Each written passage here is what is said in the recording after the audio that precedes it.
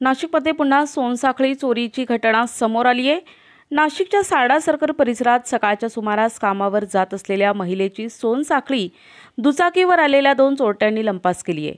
निर्मला पंडित घरकाम करण्यासाठी जात असताना सकाळी 7 वाजता ही घटना घडली आहे।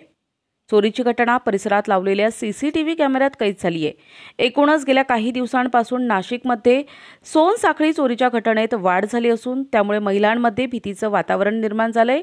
मंडळीत राहते, लोक मंडळीतून रोज कामाला येते 7 वाजता घरातून निघते। 7 वाजता घरातून निघल्यावर पहिले आली का या रस्त्यानेच येते मी 10-12 वर्ष झाली येते या रस्त्याने।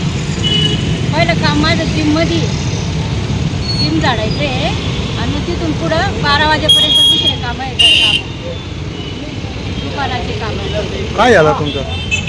काय माहिती, मी अशी चालले मी मागून कोणीतरी आले असे आणि असे मी चालले होते अशी खसकन पोत तोडली, सरळ गेले ते इकडे असे। किती लोक होते?